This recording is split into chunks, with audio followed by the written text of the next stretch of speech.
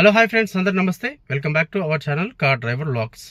Friends, ఈరోజు ఈ వీడియోలో మన కార్ యొక్క బ్యాక్ సైడ్ జడ్జ్మెంట్ పార్కింగ్ చేస్తున్నప్పుడు రివర్స్ కెమెరా అనేది లేనప్పుడు ఏ విధంగా పార్కింగ్ చేయాలి అనే దాని గురించి అద్భుతమైన ఒక టెక్నిక్ చెప్తాను. సో ఈ టెక్నిక్ పాటిస్తూ మీరు ఎలాంటి భయం లేకుండా చాలా ఈజీగా మీరైతే పార్కింగ్ చేసుకోవచ్చు రివర్స్ కెమెరా లేని కార్లలో. సో ఫ్రెండ్స్, ఖచ్చితంగా వీడియో చాలా అద్భుతంగా ఉంటుంది. స్కిప్ చేయకుండా లాస్ట్ వరకు చూడండి. ఖచ్చితంగా ప్రతి ఒక్కరు వీడియో మాత్రం ప్లీజ్ ఖచ్చితంగా లైక్ చేయండి. నేను వీడియోకి అయితే ఒక 200 లైక్స్ అయితే టార్గెట్ ఇస్తున్నాను. ఖచ్చితంగా ప్రతి ఒక్కరు లైక్ చేయండి ప్లీజ్. ఫ్రెండ్స్, ఈ వీడియోలో మన కార్ యొక్క బ్యాక్ సైడ్ జడ్జిమెంట్ పార్కింగ్ గురించి క్లియర్గా స్టెప్ బై స్టెప్ ఎక్స్ప్లెయిన్ చేస్తాను. సో ఏమవుతుందంటే, ఇట్లా గోడ ఉన్నప్పుడు బ్యాక్ సైడు కొత్త వారికి న్యూ డ్రైవర్స్కి పార్కింగ్ చేసినప్పుడు కొన్ని కార్స్లలో రివర్స్ కెమెరా అయితే ఉండదు. సో లేనప్పుడు మనం ఒక అద్భుతమైన టెక్నిక్ ఉంది. డోర్ హ్యాండిల్ నుంచి మన మిర్రర్లో చూసుకుంటూ ఎంతవరకు అంటే అంతవరకు మనం చాలా క్లోజ్గా పార్కింగ్ అయితే చేయొచ్చు. సో దీని గురించి మీరు మిర్రర్ అనేది పర్ఫెక్ట్గా సెట్ చేసుకోవాలి. ఇప్పుడు మీకు క్లియర్గా ఎక్స్ప్లెయిన్ చేస్తాను. వీడియో మాత్రం పూర్తి వీడియో చూడండి, అర్థమవుతుంది టెక్నిక్. ఫ్రెండ్స్, దీనికి 3 స్టెప్స్ ఉంటాయి. Step 1, step 2, step 3. సో ఇక్కడ నేను పార్కింగ్ చేశాను కదా, స్టెప్ 3 అన్నట్టు డెడ్ ఎండ్ పాయింట్ చాలా క్లోజ్గా ఒక 1/2 ఫీటు, ఒక 5 ఇంచుల గ్యాప్లో నేనైతే ఈ మిర్రర్లో చూసుకుంటూ ఈ టెక్నిక్ ద్వారా నేనైతే 100% పర్ఫెక్ట్గా పార్కింగ్ అయితే చేశాను. సో మీరు కూడా ఈ టెక్నిక్ తెలిస్తే 100% క్లియర్గా పార్కింగ్ అయితే చేయొచ్చు. సో ఫ్రెండ్స్, ఇక్కడ ఒక పాయింట్ గుర్తుంచుకోవాలి. ఇక్కడ కొంతమందికి కొన్ని డౌట్స్ రావచ్చు. ఎలాంటి డౌట్స్ అంటే, ఇక్కడ మీరు చూపిస్తున్నది ఎస్యూవి అంటే వెనక సైడ్ ఫ్లాట్గా ఉంది. అదే ఒక సెడాన్ కారు డిక్కీ పొడుగు ఉంటుంది కదా, డిక్కీ ఉన్నప్పుడు ఎలా అనేది కొంతమందికి డౌట్ వస్తుంది. సో ఆల్రెడీ నేను ఈ టాపిక్ మీద ఒక వీడియో చేస్తాను, యూట్యూబ్లో ఉంది. నేను కుదిరితే కింద డిస్క్రిప్షన్లో ఇస్తాను, చూడండి. సో ఖచ్చితంగా 2 కార్లకి సేమ్ టెక్నిక్ పాటిస్తే సరిపోతుంది. అద్భుతంగా మనం చాలా క్లోజ్గా పార్కింగ్ అయితే చేయొచ్చు, ఎలాంటి ఇబ్బంది ఉండదు. Same technique. ఫ్రెండ్స్, మొట్టమొదటిగా మీరు ఈ మిర్రర్స్ అనేది right side mirror and left side mirror అయితే మీరు కరెక్ట్గా సెట్ చేసుకోవాలి. సో ఇక్కడ మీకు చూపిస్తా చూడండి. ఫ్రెండ్స్, ఇక్కడ గమనించండి, ఇక్కడ డోర్ హ్యాండిల్ ఉంది కదా, ఈ మూలలో కనిపించే విధంగా ఇట్లా సెట్ చేసుకోండి.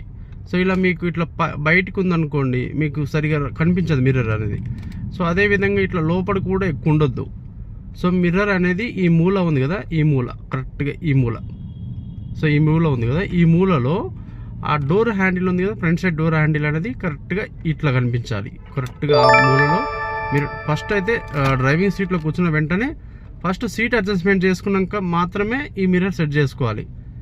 మళ్ళీ మీరు మిర్రర్ సెట్ చేసుకోండి సీట్ ముందుకు వెనకంటే మళ్ళీ మీకు కరెక్ట్ ఉండదు, సెట్టింగ్ పోతుంది.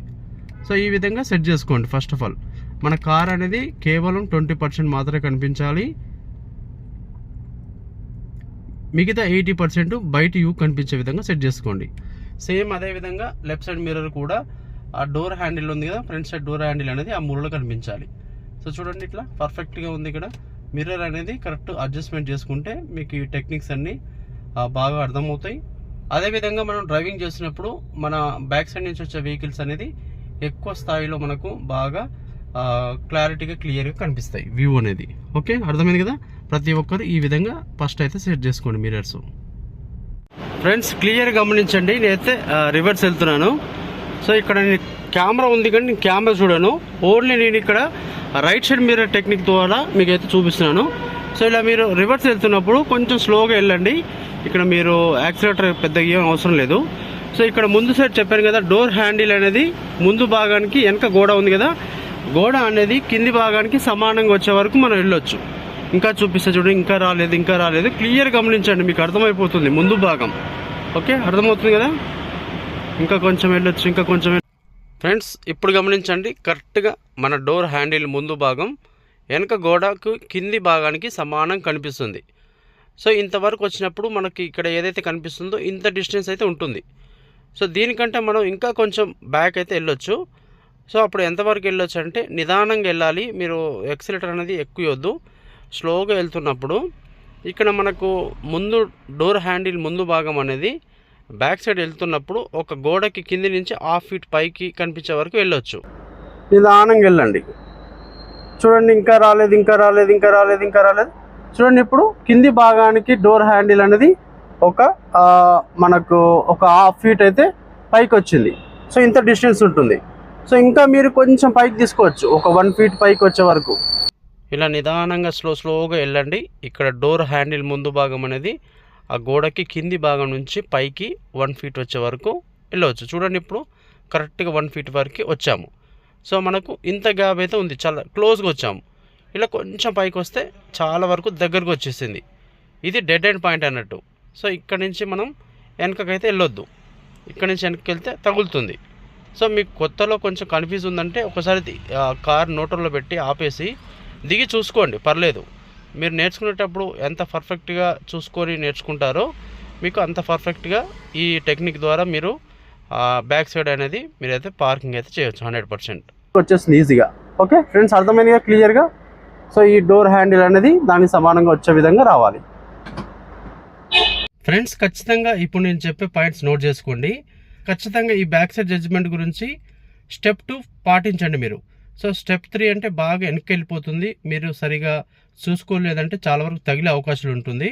సో స్టార్టింగ్లో మీరు స్టెప్ 2 వరకు మీరు ఒక 1/2 ఫీట్ అనేది డోర్ హ్యాండిల్ ముందు భాగం కనిపించే విధంగా వెళ్ళండి. మీరు పర్ఫెక్ట్గా బ్యాక్ సైడ్ ఒక 2 ఫీట్ల గ్యాప్లో అయితే మీరు ఆపుకోవచ్చు.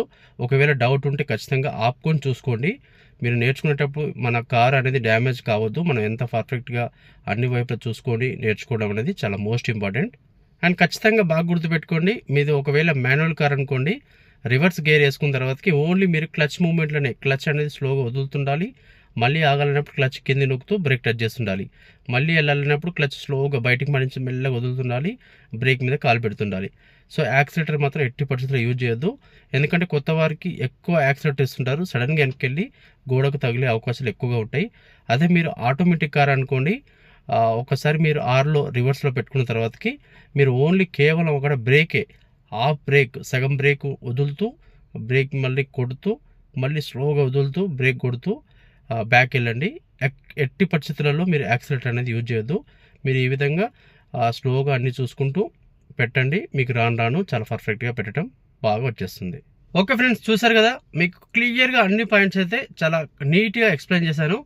సో ఖచ్చితంగా ప్రతి ఒక్కరికి అర్థమైందని అనుకుంటున్నాను. అర్థం కాకుంటే 1-2 సార్లు చూడండి, మీకు చిన్న టెక్నిక్ అర్థమైపోతుంది. సో ఫ్రెండ్స్, ఇది ఈరోజు వీడియో. ఫ్రెండ్స్ ప్లీజ్ ప్రతి ఒక్కరు ఖచ్చితంగా లైక్ చేయండి, ఎందుకంటే మీకు ఇంత మంచి టెక్నిక్స్ తెలుగులో ఇంత మంచిగా పర్ఫెక్ట్గా ఎవరు అర్థమయ్యే విధంగా ప్రతిదీ మీకు ఏలు పెట్టి ఎవరు చూపించరు. సో ఖచ్చితంగా బిగినర్స్కి, న్యూ డ్రైవర్స్కి ప్రతి ఒక్క టెక్నిక్ తెలుసుకోవాలి, వాళ్ళు కూడా నేర్చుకోవాలి అనే ఉద్దేశంతో సో మన ఛానల్లో డ్రైవింగ్కి సంబంధించిన అద్భుతమైన టెక్నిక్స్, టిప్స్ అనేది చెప్తూ ఉంటాను. సో ఖచ్చితంగా ప్రతి ఒక్కరు లైక్ చేయండి వీడియోని. చాలామంది వీడియో చూసి వెళ్ళిపోతున్నారు కానీ లైక్స్ అయితే రావట్లేదు ఈ మధ్య. సో ఖచ్చితంగా నేను ఈ వీడియోకి కేవలం ఒక 200 లైక్స్ మాత్రం టార్గెట్ ఇస్తున్నాను. సో వీడియో నచ్చితే ఖచ్చితంగా ప్రతి ఒక్కరు లైక్ చేయండి, షేర్ చేయండి. కుదిరితే ఒక కామెంట్ పెట్టండి, సూపర్, ఎక్సలెంట్, బాగుంది, మీకు అర్థమైందా లేదా అనే దాని గురించి కూడా మీ అభిప్రాయాన్ని నాతో తెలియజేయండి. సో ఖచ్చితంగా ప్రతి ఒక్కరు లైక్ చేయండి. Okay friends, thanks for watching my video. Thank you so much.